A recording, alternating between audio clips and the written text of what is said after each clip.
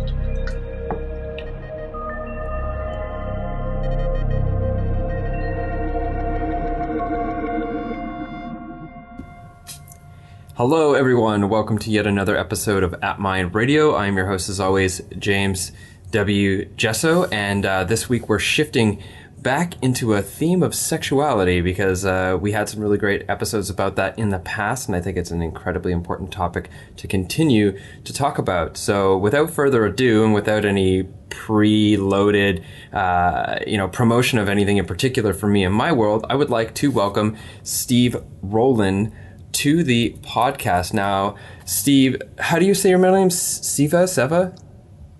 Seva. S-E-V-A. Seva. Yeah. So it's a Sanskrit term that means to be of service. Awesome. Okay, so Stephen Seva Roland is a Canadian Tantra and sacred intimacy workshop facilitator, coach, mentor, and author. He has trained with some of the world's most well-known Tantra teachers, whose names I'm about to butcher, including Baba Diaz, Robert Silber, Triambika Maviv, Lawrence Lanoff, and Amrita Barbour. His training includes 2 sits with the International School of Temple Arts Spiritual Sexual Shamanism course, one which he served as a teacher assistant. Stephen has also been teaching sacred sexuality to smiling audiences for the past 5 years. Welcome to the show, Stephen. Thanks so much, man.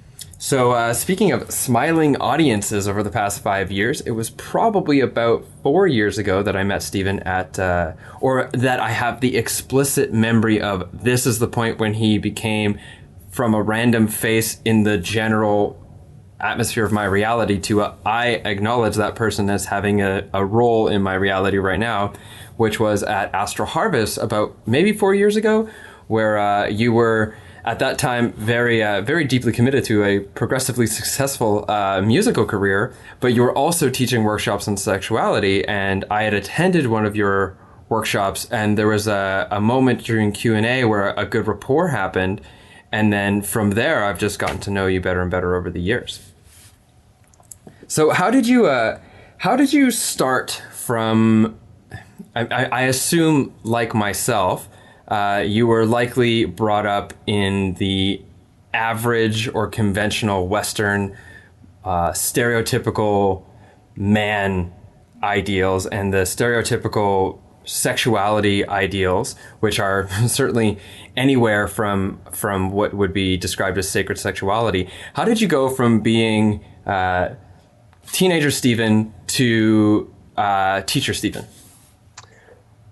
I have a very clear vantage point from where I could say that the fire started for me.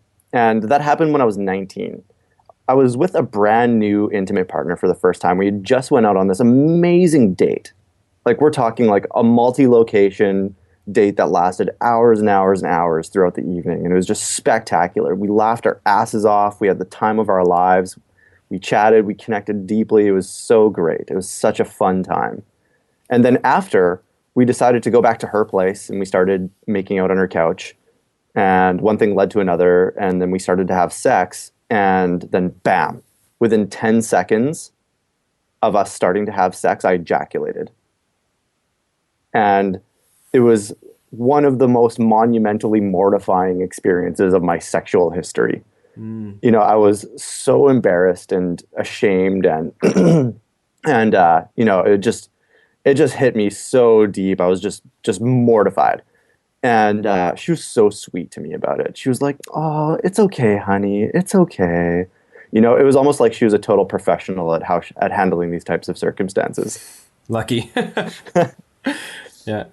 And needless to say, our connection totally fizzled after that, and what we had just totally died, and we both moved on with our lives. And then it was about a year later, I was with a new partner, and a similar circumstance happened where we were having sex, and I hit this point after about 2 minutes of lovemaking where I realized that I was about to ejaculate again.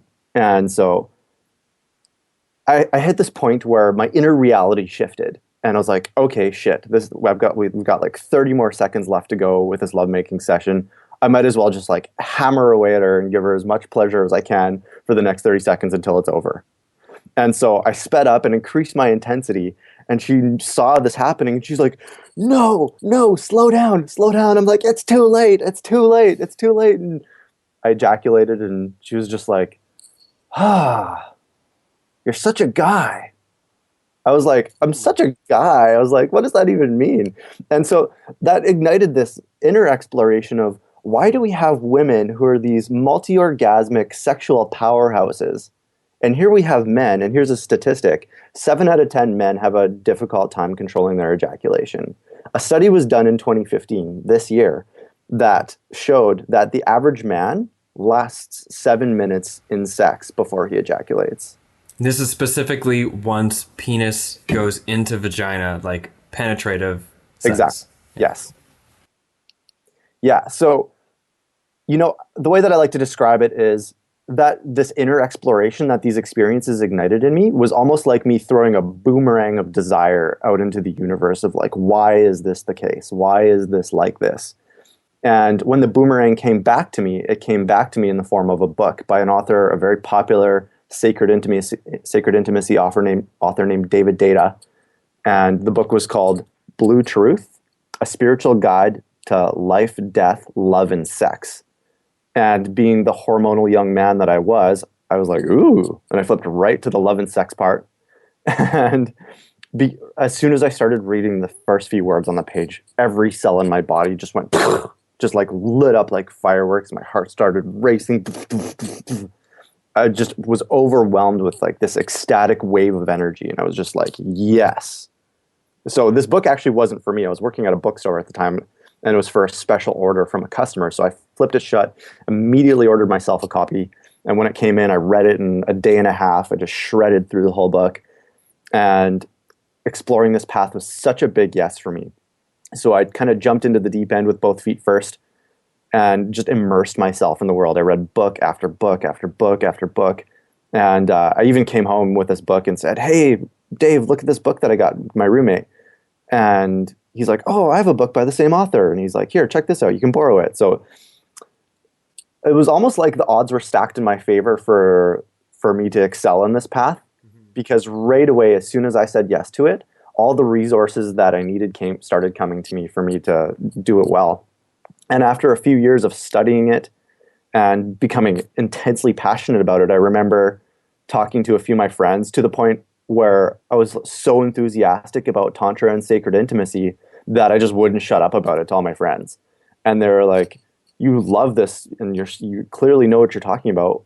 You've already been doing workshops and motivational speaking and things like that. Why don't you start teaching workshops on it? And having a history of already teaching workshops, you know, it seemed kind of like a natural progression for me. So I sat with that and felt deeply into it, and I wanted to make sure that I was ready. And I reached this point where it just became a big yes to start teaching workshops. So I started teaching entry-level Sacred Sex 101, kindergarten level sacred intimacy workshops at music festivals. And it kind of took a life of its own from there. I took it slow. I taught about 1 to 2 workshops a year in the very beginning, and that slowly escalated into me teaching larger workshops. My first few workshops were in a music festival environment as part of their workshop curriculums, and I eventually grew to a place where I started booking my own event venues and getting my own posters printed and just throwing my own workshops. And I remember the very first workshop that I did outside of a music festival environment, we basically sold out the whole room. Albeit it was a small room, there was about 70 people there capacity, but it still was a pretty monumental corner to turn in my career. And the age range was 16 years old to 87 years old. And I got wildly positive feedback from those in attendance. Particularly, I got some really good feedback from the 87-year-old, and he told me about how I really influenced his sex life in a positive way. And I was like, yeah, buddy, you go, nice. man. So it just really anchored in that, yes, this is what I'm here to do, and this is my life. And as you've mentioned, I've been a professional musician that's occupied a good 13 years of my life, and I'm feeling Tantra and sacred intimacy to be such a big calling for me right now. It's such an explosively big yes for me to keep doing this path more and more, that I've come to a point where I'm shifting my relationship with my music career and taking on being a Tantra teacher and sacred intimacy coach full time. Mm-hmm. And within that short history that I've given you, I've also taken a couple trainings with the International School of Temple Arts. They have a training called Spiritual Sexual Shamanism, and one of them I was blessed enough to serve as a teacher assistant, which put me really up close working with the masters who are teaching the training. And I've also studied with a mentor, Triambika Maviv, who's been just an absolute game changer for me in my path, supporting me. And there's definitely something to be said about having a one-on-one coach who you can lift up the hood, so to speak, and tighten all your screws that are loose, metaphorically speaking. Cool. If I would like to take this opportunity to maybe offer a little bit of my history with it too. I'm not as developed in my practice as yourself. I don't teach it. But I had a similar awakening, though my history was a bit different, was the sense that I didn't necessarily have any immediate experiences of like, oh no, what's happening with my body? Like what would be the equivalent of premature ejaculation like you talked about. But since before I'd ever even had sex, I was the kind of kid that was on the equivalent of whatever search engines existed when I was 13, Googling how to have sex and like reading things about it and trying to get really into the idea. And but I didn't wake up. So I had the mindset like I wanted to be a good lover. Right. And so since before I even had sex for the first time, that was in my mind. And then through a series of really bumpy, unsuccessful, practice runs, I started to get better at it. But it wasn't until I was in Melbourne and ended up actually making love while I was on psilocybin, and my partner wasn't, that for the first time I had seen what this like sacred sexuality could offer. I had heard about non-ejaculatory orgasms, about contracting the PC muscles and learning to do that. And I had explored that a little bit, but it was the psilocybin mushroom experience that I had 3 non-ejaculatory energetic orgasms that were very much orgasms that I felt like each time I had to check, and there was no contraction of the PC muscles. It was just moving. It's like my energetic circuitry was so open. It was just doing this natural thing. And the woman I was with, she didn't have any mushrooms and said that she was having psychedelic visions. And the next morning we made love again. And, I was kind of in a place of like, wow, that was cool. Wow, having sex on psychedelics, right? But what was really cool was the next morning when I had sex with her again, and the same thing happened. And neither of us were high at this point. We had been sleeping for 6-7 hours maybe, right? And the same thing happened again, except it felt more potent in my body. And that was a click in of, wow, there's something really to lovemaking that's so much beyond just being a good lover. There's something more to it. And so I've been on a journey of discovering it more and more since then. Now, in the beginning, you talked about how the catalyst for you was this, whoa, how come this orgasm comes just like this? I don't really want that. What does it mean? Why is my physiology doing this? What's missing? You know, quote unquote, probably in a very masculine mindset. What's wrong? Where's the problem that I can fix? Kind of thing. And for myself, it was similar, but it was all of a sudden being shown the other side of it and being like, oh, there's this summit over here that I just got dropped off at, but then brought back to the beginning. I must now mission towards, you know, freedom from ejaculation controlling my life, and moved in that direction too. So what I'm curious about is, for you, tying back into this idea of ejaculation, premature ejaculation, non-ejaculatory orgasms and stuff, can you give an outline of what you've learned about the ejaculatory reflex and how that plays in to the larger model for sexuality that you now have, that you teach to others? Yeah, awesome question. And as soon as I discovered on my path that I could make love and have perfect control over my ejaculation, I found that within the very first few Tantra and sacred intimacy teachings that I came across. And as soon as I discovered that I could actually learn to control my ejaculation, I was like, whoa, yes, this is it. And I would present it like this, and that most men are actually addicted to ejaculation. And I mean, fair enough, right? I mean, it's intensely pleasurable. Mm-hmm. And then there are neurological reactions that happen with dopamine release. I mean, it immediately triggers the body's reward system, quote unquote, the reward system. You know, so it's fair enough. And so I don't say that with a tone of criticism. However, it tends to be a reality that a lot of men are addicted to their ejaculation. And a part of that is the bodily programming piece, because being in a human body that's highly intelligent, I mean, trillions of cells that are all interacting with each other all the time to create this synergistic bubble of biology that is the human body. I mean, the amount of intelligence within the human body is unfathomable. And a piece of that intelligence is the body's sensitivity to patterns.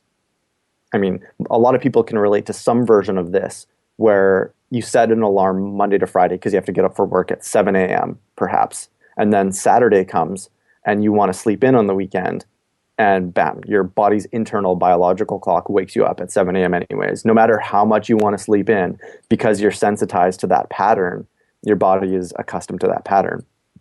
So most boys start masturbating when they're 12 years old.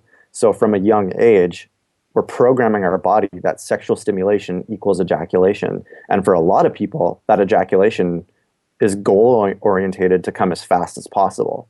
So from a young age, we're trained that stroking of the penis, the lingam, equals ejaculation fast. And beyond that, at a deeper, more cosmic consciousness level, this is a pattern that's been in human history for thousands and thousands and thousands of years. I mean, 50,000 years ago during caveman times, it wasn't the most practical to have 2-hour-long, multi-orgasmic, candles and incense and music lit, passionate tantric sex. You know, back then, in the youth of our species, it was more practical to populate the earth as fast as possible. So faster ejaculation served that. So now we've reached this pinnacle of population on planet Earth with 7 billion people, where quick ejaculations and fast procreation isn't necessarily what we need on this planet anymore. So now we can step out of that flow and reprogram, and that's the key word, is reprogramming. It's a reprogramming of the nervous system that happens when we learn to stop having fast ejaculations and build a habit of longer ejaculation control. And just a natural progression with that is just becoming having a level of mastery with it, and getting to a point where when you make love, you can decide if you want to ejaculate or not. And if you decide not to, you can still have multiple full-bodied orgasms that are intensely pleasurable. They're just non-ejaculative. And so that's the piece about separating ejaculation from orgasm that I'm pointing to there. So then that's, obviously that plays into the woman's experience.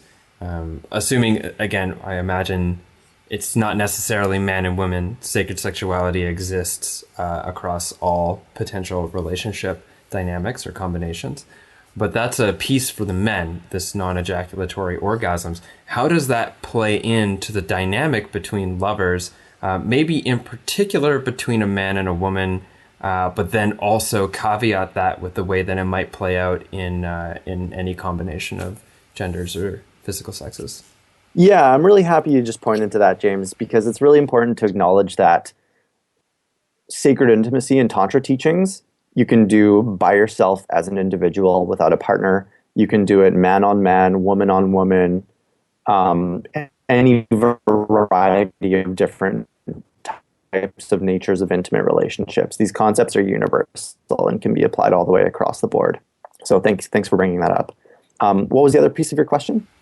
Just how, look at the bigger picture between, okay, so this is ejaculatory control, retraining the nervous system, like to what end and into what dynamic? Yeah, okay. So I would point to the fact that what this does for the level of connectedness in relationships, and just to use the stereotypical, more common relationship of man on woman, there's this quality that can happen if a woman knows her man's about to ejaculate. She can often go into this inner contraction of, oh, I know he's about to come, it's almost over, so I'm going to absorb as much pleasure as possible that I can until it's over. And, oh, okay, it's over. Oh, okay, it's over. And so if she knows her man has control over his ejaculation, that going into that space that I just described doesn't happen. What happens is a deeper relaxation, a deeper sense of trust, and a deeper level of heart openness. She can open herself more instead of going into that inner contractedness. And so by having elongated, multi-orgasmic lovemaking, if a man can learn to make love for beyond the 7-minute average into 10 minutes, 20 minutes, 30 minutes, an hour, 2 hours, there's this deep, deep, deep level of trust that's established between the partner, the man and the woman. And that facilitates not only a better, I don't want to use the word better, but a more connected sexual relationship, but the relationship out of the bedroom becomes more connected as well. There's this deeper bond that's established, this deeper link. And what's coming up for me right now is the discussion around, I have to be careful for myself, because what I saw is I went into this practice with a very masculine orientation in the sense of being goal-oriented, not necessarily being male, but that this was like the goal, this is what I was going to do, like non-ejaculatory orgasms, like this is the little box I need to be in to be the thing. And that can actually disconnect from being connected with somebody, because you are more focused on what you're desiring in your goal set, or I am, pardon me, than actually being present with the partner themselves. But I also notice, where I was going with that. So I'm mindful of not jumping onto the bandwagon with different idea sets and theories around interacting sexually. And one of the ones that I've come up, not against, but into my sphere is what I usually just refer to as the title of this book called The Cupid's Poison Arrow, which talks about how to come to sexual satisfaction through ejaculation for the man or woman creates a biological thing there that actually causes the man to want to pull away, and then the woman to also pull away, but then to try to reach to pull him back, and that it creates all sorts of conflict, and that having non-ejaculatory orgasms or having long lovemaking sessions that don't have this huge climax, release, and disconnection can create longer sense of connection over time. And in my personal experience, I've noticed that if I don't ejaculate, I'm much more likely to not have to be, consciously I intend this anyways, to be intimate afterwards anyways and not pull away. But if you don't ejaculate, you're really just much more likely you want to hold and touch, because all that sexual charge and that polarity is still there, and you still want to touch and connect, and it's almost as if the sex act becomes your entire life for a period of time. But also, again, like ejaculation is quite nice, and it's not to say that we should never have it, but just to learn control over it. Now, we've talked about sort of the man's piece, literally and figuratively, and then sort of the bigger concept. What's the woman's role in this? Like you mentioned how it can be more pleasurable for women. You also mentioned things about deeper surrender, relaxation. What is the female practices that are involved in sacred sexuality, and to what end? Where does it play into the dynamic? The thing, great question. And if we go into the mechanics of ejaculation control, like we're talking about using our different muscle practices and using our breath, and in tantric practices place emphasis on an inner visualization component as well. And all of those apply to women too. I mean, the contraction of the PC muscle, the Kegel exercise, or the yogic term, as we say in the tantric world, the mula bandha, that muscle clench alone, it's also known as the sex muscle. And so clenching of that muscle for men and women has astronomical health effects. And for men, that equals stronger erection, ability to control ejaculation better. And for women, we see things like easier ability to approach orgasm, a deeper ability to be multi-orgasmic, and a lot of women, and being in a man's body in this particular lifetime, I'm not particularly qualified to say this 100%. However, what the female experts in my field say and point to is that it also helps with childbirth. Yeah. Cool. So again, like being a man, you can't fully speak with complete authority, but what is the more experiential aspects of the woman's side of this? What are some of the things? So men are moving towards maintaining ejaculation control, breathing, these exercises. And as we were kind of talking, there's a sense of redirecting the energy from coming out through the penis and ejaculation and kind of moving through the body more holistically through different, like the nervous system brings that energy up and through. I might be putting words in your mouth, so correct me if I am. And there's a deeper intimacy. So for women, what would be some of the experiential changes? It seems clear that there's a difference between how a man would have sex and how a woman would have sex, in a way, because a man has a penis and a woman doesn't. So what would be some of the experiential characteristics of a woman's experience if she were to move towards this sacred sexuality practice? I'm going to go into some tantric language here for a moment. So Tantra talks about two things: the expansion of consciousness, so increasing our field of awareness and having a heightened level of sensitivity to the subtleties of what's in front of us. The expansion of consciousness, our awareness, and the liberation of our energy. And so all tantric practices point to those two things. And when we expand our consciousness, our field of awareness, and we liberate our energy, it's hard to put into language because it's not a concept that can be understood intellectually. It's more of an experience that we have. When we expand our consciousness and we liberate our energy, we literally become these powerful, vital, creative, passionate, walking, talking love beings. So I would say that tantric practices help us live there, in that state of being that I just described. Tantra is so much beyond the bedroom. I mean, we tend to focus on that in our conversations about Tantra, particularly in Western culture. But really, the magic is what happens in our day-to-day lives. So I'll rewind and we'll go back to the bedroom piece.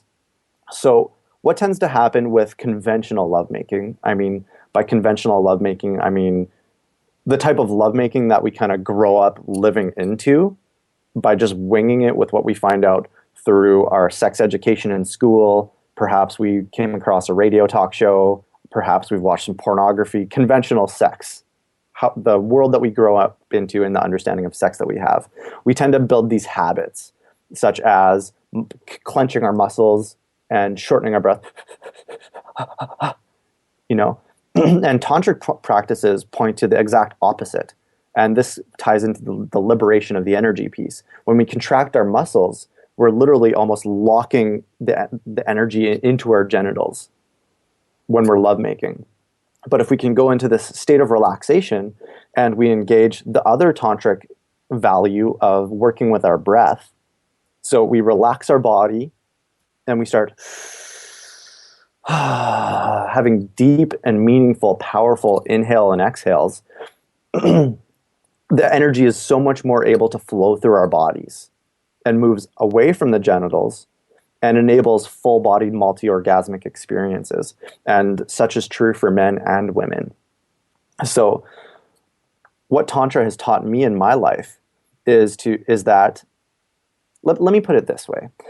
When we engage these practices that allow for highly connected, highly conscious, totally razor-sharp presence level lovemaking experiences where we're emotionally connected with our partner and we understand that sexual energy in our body when we experience it is life force energy. And that life force energy is something that we can use to make extra powerful love to our partner, store in the body without releasing it, and use it as almost like a battery source. It charges us up so we can become more vital, live with a deeper level of passion and presence. These types of experience, they change us long term. And we get to know this other element of sex, and that's the spiritual layer that I talk about. And this is the type of lovemaking where we how do I say this in its optimum potency? Instead of merely we're a man making love to a woman, we enter this level where we deeply acknowledge that this is a god making love to a goddess. And so in that level of transcendence of the human nature, we take ownership of the sacredness for all of existence and the human body itself. And so coming from this place of, instead of merely making love for pleasure or procreation, we enter the realms of healing and transformation. And so our lovemaking activates those two other purposes of sex. Most people have sex for pleasure or procreation, and in their lives don't make it past that. But there's these realms of healing and transformation that exist beyond that as well. And so that's what these practices are really about. It's about long-term healing and long-term transformation that allows us to be a more passionate, powerful, loving, vital person in this life. And that's the magic of these practices. See, that's great. I want to progress maybe into talking a little bit more about the spiritual aspects, because to me, the sexual experience, and often in this podcast, I talk a lot about psychedelics. It's kind of like a common theme. It's the topic of the books and articles that I write. And I talk about how the sexual experience and the psychedelic entheogenic experience aren't so dissimilar, in the sense that Stanislav Grof says the desire to be in ecstasy, to be outside of oneself, to get high, is as innate a human desire as the desire for sex, desire to bond. And that the practice of deepening into the more spiritual aspects of your exchange with another person enable this entheogenic type experience where it's no longer, a man or a woman, or it's no longer you and your partner. We'll say it's no longer you and your partner, but it becomes expressions of the divine interacting with each other, to even beyond that into for me, it's like, I like to call it bodies in prayer, and that you go beyond even the idea of God and goddess or expressions of divine interacting with each other, but as just one rolling experience of oneness. It's almost like you enter into this entheogenic space, and in some sort of paradoxically interesting way, it in these places that it's in the hyper spiritual zone, you're shifting from angel to just absolute primal beast, to angel to primal beast, and like expressions of it at the same time, until it's just this. You can have these flashes of to become one, or to become oneness, this larger expansiveness. And I think about this David Data character you mentioned earlier, who was a big role in my developing understanding about this and about myself as a self-identified masculine embodied man, right? Mm-hmm. And the idea of you make love, and as the man, you enter in to the woman, or the masculine enters the feminine in deep presence, so much so that you almost like go beyond your own pleasures and into God. It's like beyond two people in pleasure into just one expression of God. And it's quite beautiful as an experience on the various levels that it could offer, clearly. And it changes the very foundational relationship you have with life when you have such a beautiful self and other, but essentially self-acknowledging experience. And another piece there is Elizabeth H., I believe her name is. She wrote a book called Sexual Energy and Yoga, which is pretty lock and key about celibacy and taking the masculine and feminine poles, physically embodied as female and male, in yourself, and doing kind of like this energetic sex practice in yourself to open your consciousness. But she makes this point that I think is absolutely incredible and plays into your model here, which is that, I don't have sexual energy, right? I am sexual energy. And sexual energy is life force energy. I don't exist without life force energy, sexual energy. I am an expression of it. And it's not like it's not like, oh, I'm getting a little sexual energy. I might have arousal, but the energy itself, that's what I am. I'm made of that, And then when energy meets energy, and you're both in really high states, it's just like more energy, right? So, anyways, I kind of went on a bit of a tangent there. Kind of dialing it back maybe a little bit from this hyper spiritual Godhead oneness thing. You have a model that you call the 5 elements of sexuality. What are these 5 elements, and how do they play into what we've been talking about? So I'll set the pretext with your question with saying this. Most people, when they engage in lovemaking, whether it's a 10-second micro shot of connection, or maybe it's a 1 hour plus multi-orgasmic lovemaking, if any of these 5 elements of sex are missing, people intuitively sense that their sex could be better, deeper, and more meaningful. So these 5 elements of sex, incorporating all of them into our lovemaking every time, is the key to having the best sex of our life. And I say that without abandon. I stand wholeheartedly behind that. So the 5 elements are the physical, mental, emotional, energetic, and spiritual.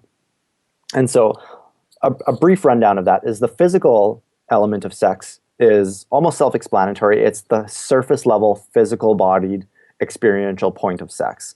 It's our relationship with our pleasure, with our partner's pleasure. It's also the level of bodily level practices such as communication and things of that nature, things that happen with the body in relationship to sex. The mental layer, it's often said that the mind is the most powerful sex organ. And so in my teachings, what I talk about is how do we use the mind as the most powerful sex organ? And what that can look like, just a brief hit about what that can look like, is, let's say, James, you're entering a bedroom with a beautiful woman, and you're connected, and you start kissing and touching each other and start making love, and then you make love and it's over, and it's a really great experience for you, right? So there's this quality within that, and it might be great. And there can be this quality that exists that 2 people are just kind of operating on autopilot and just kind of winging it and just going with whatever the flow of the moment brings them. And that can be great. And when we engage the power of the mind into this, we almost have like this penetrating quality with the mind. And instead of being on autopilot, we step into this mental power of, I'm going to ravish you, every cell in your body, until you scream. And so we align our consciousness with a different way of thinking, like this penetrative mentality, and we make love from that space. It totally changes the energetic undertone of the lovemaking. And for the woman, perhaps, She can make this inner agreement with herself. I am going to open myself to as much pleasure as I can right now. We're tweaking our mind from being on autopilot and just winging it to engaging this higher level of consciousness and mental power into our lovemaking. So in the mental realm, I also talk about the blocks that we experience. I'm sure most people, if you've had sex in your life, that there's been at least one point in your lovemaking where your mind kind of wanders a little bit. You think about work the next day, or you go into some fantasy, or, oh shit, I forgot to turn off the oven, or whatever that thing is. Yeah. And so the mental layer is about how do we become more present, and I'm talking to a degree where we're all the way present. And how do we strip back things like our self-esteem issues? How do I taste? How do I smell? Am I going to last in bed long enough? All these inner fears about our own self that come up. Stripping back our judgments about ourselves and our partners. Expectations and attachments. Expectations and attachments are, I need to have an orgasm and it needs to be this intense for me to be fulfilled. And so when we completely remove the mental noise, we completely remove our expectations and attachments, this space develops for us to be all the way there in this beautiful and special lovemaking ritual that we're having with the person in front of us without any inner distractions. So the more that we remove those inner distractions, the more we can be all the way there. The emotional layer, the emotional element of sex, is where we do, and I talk about a lot of tantric practices in this domain, is how do we have deep heart-connected lovemaking. This is where we learn to make love with the physical body, the mind, and we engage the heart as well. And so we're making love from the heart. The next element is the energetic layer. And so this is where, and we've already touched on this, as sexual energy, we understand this as a sacred and precious life force energy that not only happens during lovemaking, but is always there, always present. In Tantra, we call this Shakti. And so Shakti in Tantric language, Shakti is the energetic life force that floods through the entire universe. It's the energetic feminine quality of the universe. And in Tantric language, Shakti is in absolutely everything. It's the energy that grows the grass. It moves the meteors out in space. It beats our hearts. It puts fruit on the trees. It is everywhere, all pervading and inside of everything. And it's what gives the entire universe life. And it's the energy that activates our bodies. And so the Shakti energy, having a relationship with it, I mean, in Taoist language, I will often call it Qi. It is called Qi. And so having a relationship with this energy and understanding that it's a sacred and holy power that we can use as a source of energy, creativity, vitality, and we engage this quality in our lovemaking where my eruptive volcanic-like energy that happens inside of me when I'm making love, this orgasmic explosion that happens inside of me, I can use this as extra power to make love to my partner with this extra layer of vigor and passionate intensity. So I'm engaging my energetic layer to make love to my partner as well. So at this point, I'm making love with my mind, my body, my heart, and my energy body. And so the fifth layer is the spiritual layer. And I pointed to this earlier that it's a little bit hard to talk about because it's not an intellectual thing that can be comprehended. It's an experience that we have. And it's when we have this quality of understanding that life is holy and sacred. And this deep acknowledgement that not only are we being sexual right now during lovemaking, but the entire universe is inherently sexual. And what I mean by that is if we look for it, you will see that the energy exchange between masculine yang, and I don't mean male gender, but masculine yang giving outward projection of energy, and the feminine yin inward bringing inward receiving of energy, that dance happens at every level of existence, from the atomic level all the way up. Even this dialogue, me speaking, is a masculine yang projection, and you listening is a yin inward feminine receiving. And if you were to start talking to me, you would be in your yang giving, and I would switch into my feminine yin receiving inward. And so this is an inherently sexual dance that pervades all of life everywhere we go, no matter what. the whole universe is sexual by nature. So when we bring this understanding into our own lovemaking, we go beyond just like getting our sexual needs met and getting our rocks off, and that transforms into this experience where it's highly sacred and profound, where our lovemaking becomes this two-body dance celebration of the sacredness of the universe. It's lovemaking between a man and a woman, or straight or gay, it doesn't matter. It becomes this celebration of deep, reverent joy, of the celebration of the sacredness of the masculine and feminine dance, yang giving and yin receiving. And so when we bring this acknowledgement and celebration into our lovemaking, it creates this, because the body is so hypersensitive to patterns, as I talked about earlier, if we do this over and over and over and over in our lovemaking all the time, it changes us. It programs the body for what I call, it programs the body for divine consciousness. And so having this divine embodiment and having our sex be a celebration of the sacredness of the universe, and it being the two-body dance of that celebration, it changes us to have this entheogenic life where we learn to live there in our day-to-day life. And that's what I mean when I say that these practices create long-lasting transformation. So if any of those 5 elements of sex are missing, physical, mental, emotional, energetic, and spiritual, let's say the emotional piece is gone. We have great physical level sex, we're all the way present, but we just are not feeling heart connected with our partner. We'll leave with a sense of knowing that there's something deeper that can be accessed. And this can be said for any of them, one or as many of those 5 elements. If any of them are missing, we have this knowing that something deeper can be accessed. And only when we engage all 5 of those elements, and it's possible to do that in 10-second lovemaking. It's totally possible. 10-second lovemaking can be more fulfilling and more gratifying and satisfying than a 2-hour unconscious, drunken stupor of a fuckfest. Okay, that's the 10-second lovemaking can be beautiful is a piece that I want to go into right now, and but before that, or maybe as a segue to that, this 5 elements of sexuality you talked about.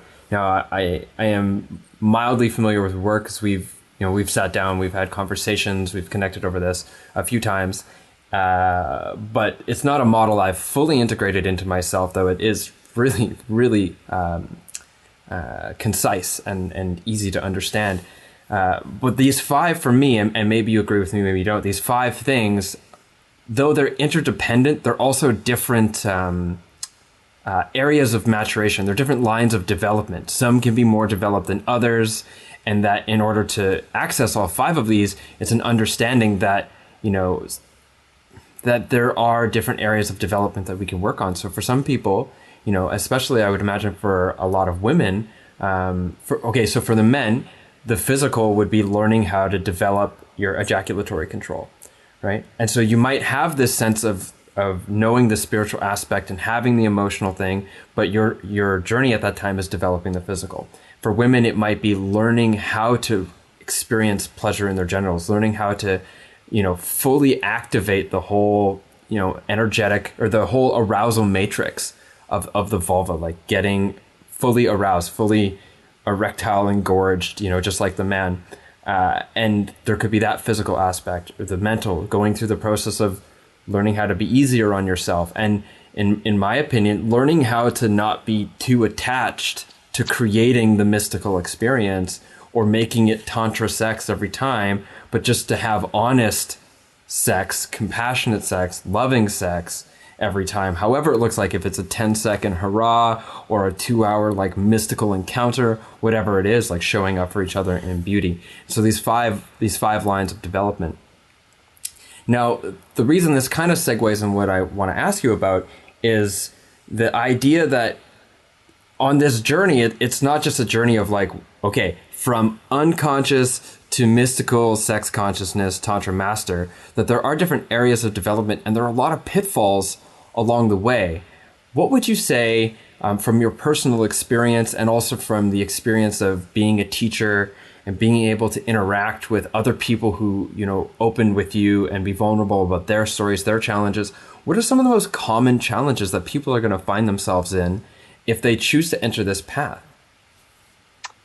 Well, it's a bit of a tricky question to answer, and I'll say this. Our fingerprints show us that we're all different.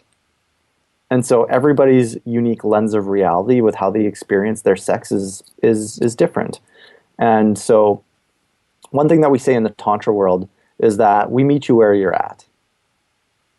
Another way of saying that is Tantra says yes. Tantra says yes to the present moment. Tantra says yes to whatever the present reality is. And that's another way of, another thing that comes up in other spiritual teachings as well. And so tying those two together, whatever your unique challenges are, being in the teacher seat, I'm going to meet my students there. And so your question was, what are the common things? And I'm going to resort back to something that you mentioned earlier, where you kind of go into this quality of like trying really hard to control your ejaculation. Or I understood you correctly when you said that, James? Yeah. What was the context in which I said it? Earlier, you were saying how sometimes you go into this place where you're like attached to trying too hard, and you're trying to put this one practice into a box. Accidentally creating the goal-oriented behavior from the unconscious get a nut to the more conscious but still goal-oriented Tantra master must be Tantra master. Yeah. Mm-hmm. So I would say this, that whether you're struggling with the physical, mental, emotional, energetic, or spiritual element, the measurement or the inner barometer with how you're doing on your own path is, are you in your ease or are you not? That's the self-inquiry. Is, am I in my ease or am I not? So this quality of trying too hard, which I can absolutely relate to, particularly in my earlier experiences with learning ejaculation control, I'd get pissed at myself when I ejaculated because I wanted to learn this with mastery so bad, to this point where I'd just be like, oh, and deflated afterwards because I wasn't able to do the practice. And so that's a big red flag I've learned, is that being hard on myself and kicking myself for not being able to do the practice ended up draining my batteries and not serving me at all. So my encouragement is, whichever element of sex that may be an opportunity for you to grow in, is do your best to do it with ease and just be relaxed about it. Be as relaxed as you can. And this is something that comes with the expansion of consciousness that I talked about with Tantra earlier, is we just like point zero, our vantage point of being in the human body. That's our immediate reference point to how relaxed we are. If we look for it and we go into that self-inquiry of how relaxed am I right now, and we simply feel into the body that we have access to, that lets us know.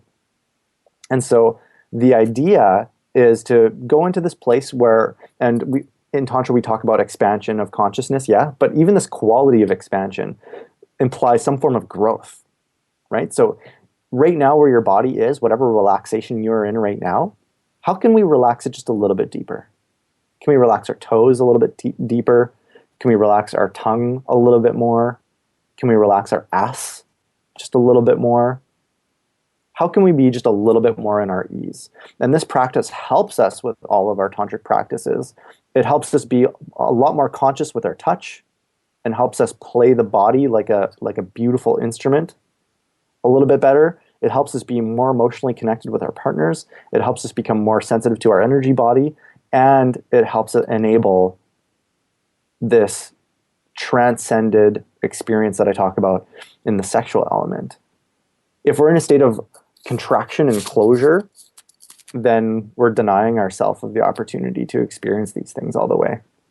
Mm-hmm. So that's what I would say, is that's probably the most common thing and that applies to all 5 elements.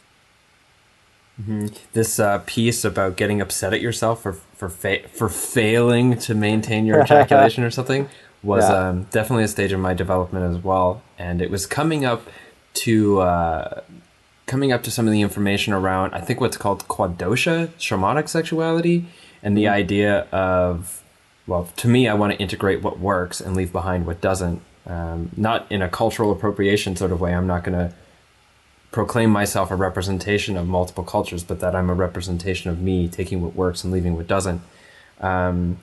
Is that they encourage to celebrate. Just celebrate. If you're going to ejaculate, if it's happening, not to be like, God damn it, blah, blah, blah, but actually be like, fuck yeah, yes, everybody like, yes, absolute, sure, let's love every second of it, because, you know, if it's going to happen, it doesn't make sense to be upset about yourself, be upset with yourself about it, because that only negatively reinforces patterns, and it doesn't move you towards moving with ease. And I think it's a Taoist term of moving with ease, grace, and flow. Mm-hmm. So what we're coming to the end of the typically allotted time frame I have for podcasts, and I'm curious if you could leave the listeners with some practical techniques that they could pretty much immediately bring into their sexual practice, and not just in their sexual practice with another person, but also in the solo sex practice. One thing that we find at the very entrance point of learning Tantra is how important the breath is. And so I'm going to go into that because that's something that we can all practice right here, right now. And so I'm going to frame it this way. The breath is our most immediate access point to energy, more so than food or water. Breath is the one thing that if we inhibit the body from having it, it kills us the fastest. It could be said that blood and oxygen are equivocal in that realm. So the breath is something that we have access to every moment that we're alive. And so most people, similar to how I described earlier, that we make love on autopilot, most people breathe on autopilot. And so I'm going to point to an exercise and an understanding that helps us have a better and more conscious relationship with our breath. And it's this. The inhale brings in energy, and the exhale releases energy. And so this very simple understanding is so empowering. And so I say this as it relates to sexuality.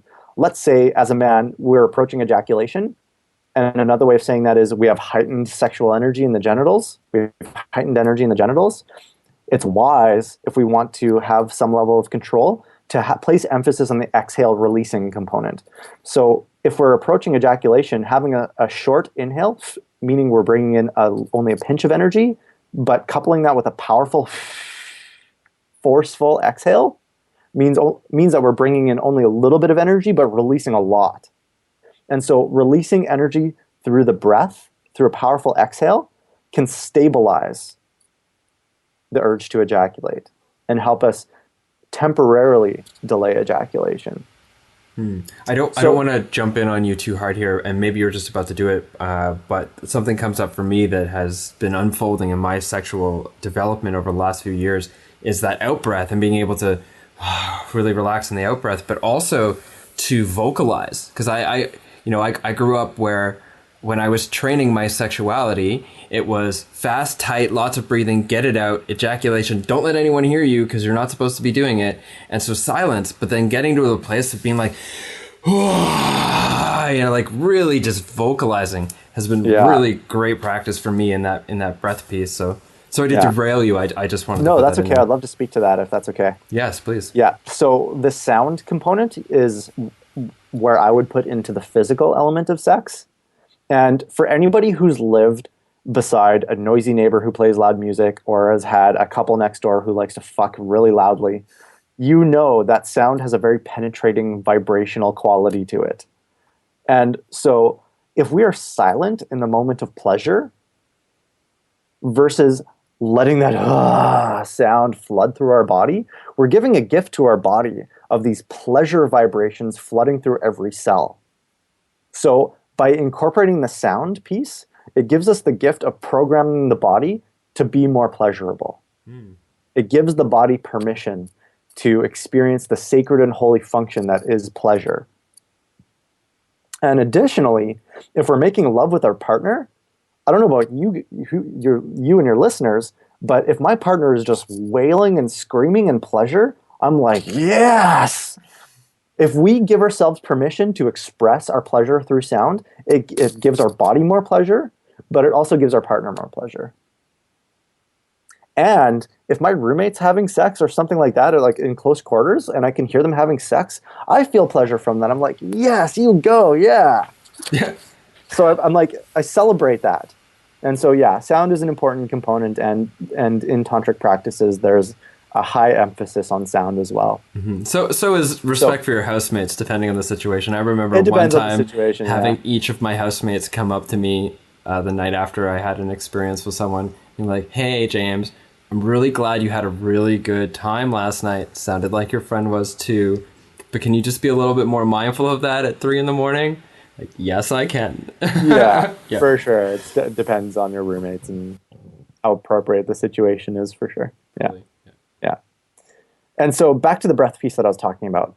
So if we want to equalize the urge to ejaculate and come back into a place where we can elongate our lovemaking, another flip to that is for people who experience erectile dysfunction, or for women who have a little bit of a difficult time approaching orgasm, or even have difficulty with extended natural lubrication in their vagina, their yoni, then the inhale is the piece that you would want to focus on, because this is the bringing in of energy.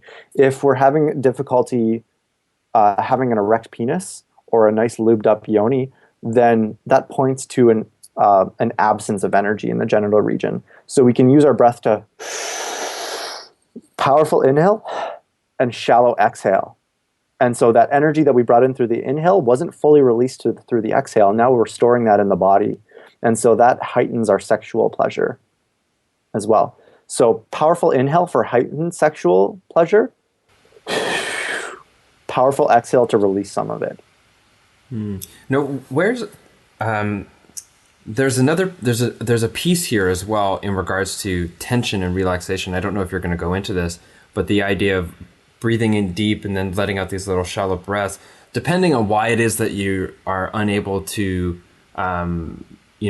lubricate or reaching orgasm for a woman in the midst of it means that things are already in the full flow. But for men being in a place where they can't get erect, a lot of the time that's because of over tension in the rest of the body, that the blood flow can't naturally move towards the genitals because, your shoulders are tight, you're like holding it all up in here or whatever. So what role does relaxation play in allowing ejaculations, and also relaxation play in allowing lubrication? Awesome question. And so back to some tantric language. In Tantra, we talk about these energy channels in the body called nadi, N-A-D-I, nadi. And so there's thousands of them in the body. Trust me, I've counted them all. Just kidding. The tantric teachings show us that we have these energy channels in the body. And energy wants to flow. It wants to move and express. And these energy channels in the body can get pinched off like a garden hose. And when they get pinched off, this pressure and tension builds, and the energy is not able to flow freely. And so this plays a key role with the ability to have strong erections, to naturally lubricate well for women, to have powerful and potent multiple orgasms. All of these come into play. But beyond the bedroom, when we have these pinched off energy channels, we go into this state of inner contraction, and that inhibits us from being all the way present and all the way loving. If we have some form of tension in our heart because some dude was rude to us on the street and it pissed us off, or whatever that is, whatever is creating this contraction throughout our day, usually there's an emotion of some sort tied into it. This relaxation piece helps us open up our energy channels in a way that our energy can flow freely, which brings us more into our ease, grace, and flow, and allows us to be more present and more loving with day-to-day life and with our partners during lovemaking. Thank you. So we've talked about breath, and then breath's role in sound, and then also the relaxation piece where also breath ties in. What are some of your other technique suggestions? So we're halfway through some basic Tantra tools. So breath and sound.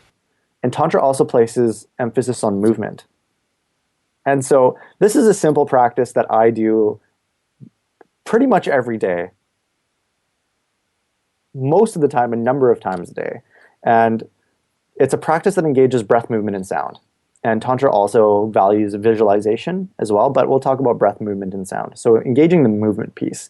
So this is a simple practice that'll help you become more in your ease if you have some sort of emotional contraction happening in your body or some tension. It'll also help facilitate full-bodied orgasms because it helps clear out the energy channels. And I will pretext by saying this. When I first started doing this practice, I felt really stupid doing it because my ego got in the way and I was like, I feel so dumb doing this. And now I'm at a point where I don't give a shit.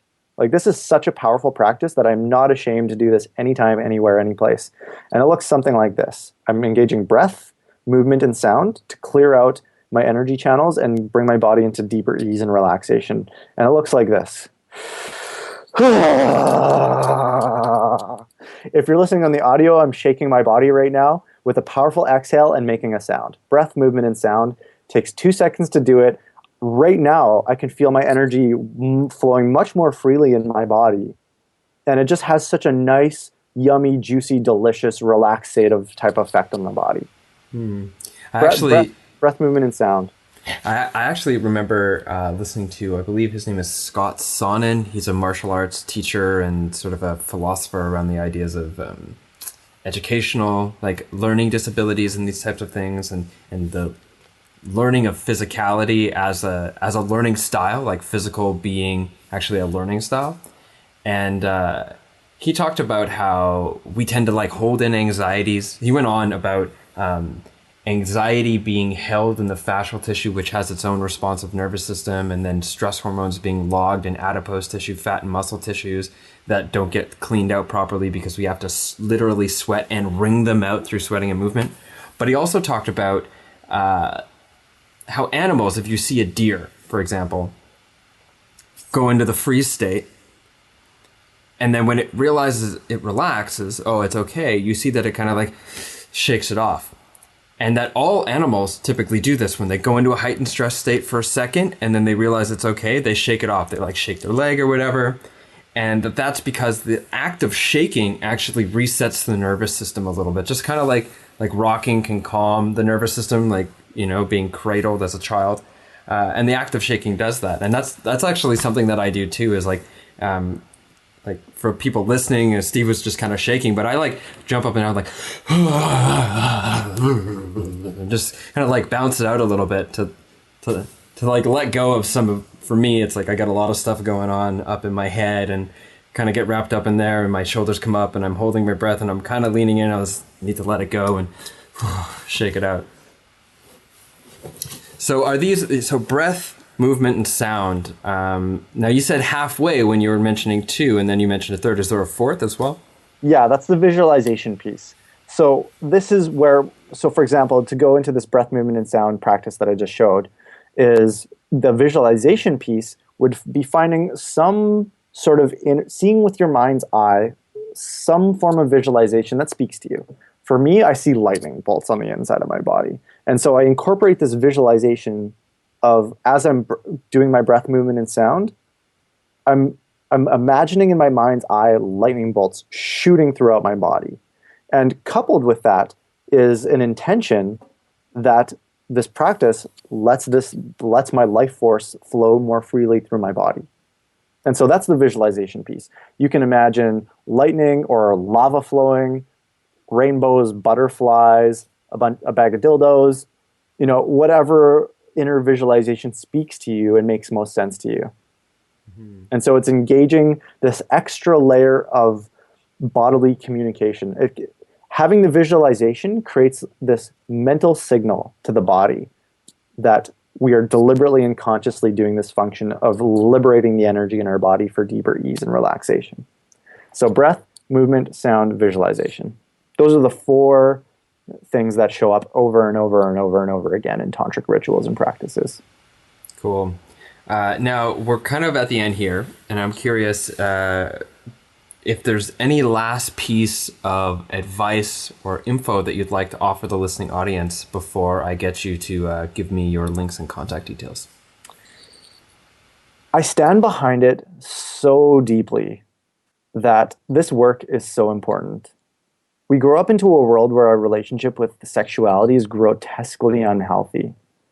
I mean, we see it all over the media. I mean, there was just an ad released by a clothing company in the States. This is a Christmas ad that has a woman with her back turned to a man, and the man's looking at her super slyly. And the text says, "This Christmas, spike your best friend's eggnog." This Christmas, spike your best friend's eggnog. It's got this guy who's like creepy looking at this beautiful woman saying, "Spike your best friend's eggnog." And so, like the rape culture natured connotations that are flooded in that ad is ridiculous. And this is just one example of many how unhealthy relationships to sexuality shows up in the media. And look it up. The clothing company's Bloomingdale's Christmas ad controversy. Google it, you'll find it, guaranteed. And so this is just one way of many. And doing Tantra and sacred intimacy work, I believe, is the medicine to healing our global relationship with sexuality, which of course starts with the individual. So by even just walking slowly in the direction of working on the ability to incorporate your physical, mental, emotional, energetic, and spiritual layers into your lovemaking brings such profound healing to yourselves and the world around you. Mm-hmm. Because even this really disturbing commercial is an expression of a natural tendency inside of us, which is the masculine drive to ravage and the feminine drive to be fully released. It's just because we have such an unhealthy sexual culture, it comes up in this really aggressive and disconnected, unconscious, dangerous, like violent way. Wherein, when you cultivate these tantra practices on a personal level, these natural calls to being, having as a man or as a masculine embodied man, having a sense of being able to ravage with love and have a partner who's deeply surrendered and relaxed and receptive, right? Wherein in this commercial, it's really contorted and kind of fucked up. And then with the sexual practices, you can find ways of healthily expressing that with love and attention to each other. Mm-hmm. Bingo. Okay, Stephen, thank you very much for being on the show, and you offered a really beautiful pieces here to myself and to the listening audience. Now, I know that you teach workshops. You've mentioned this already. You do online webinars. I know that there's one coming up. Well, it's coming up, but then it might have already happened by the time this podcast releases. But you also do private coaching and Skype consultations and stuff. Where can people learn more about you, what you do? I know you have a blog as well, and how they can learn from you. Everything that I do is funneled into stevenseva.com. STEVENSEVA.com. stevenseva.com. You'll find all of my writing, my video blog, information about my upcoming webinars, my bio, and everything about me and the work that I do up there. Great. I will make sure that's linked in the show notes.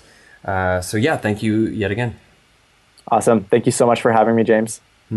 So to the listeners out there, if you're watching on YouTube, hit subscribe. If you're listening on iTunes, hit subscribe. If you're on some RSS feed or Stitcher, hey, hit subscribe. And if you want, you can head over to iTunes and leave us a positive rating and review. Please check out Stephen's stuff, and I will see you in the next episode.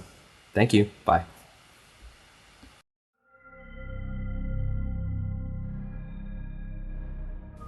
Hey everyone, James here. This podcast and all of my writing is a passion project and brought to you by, well, you.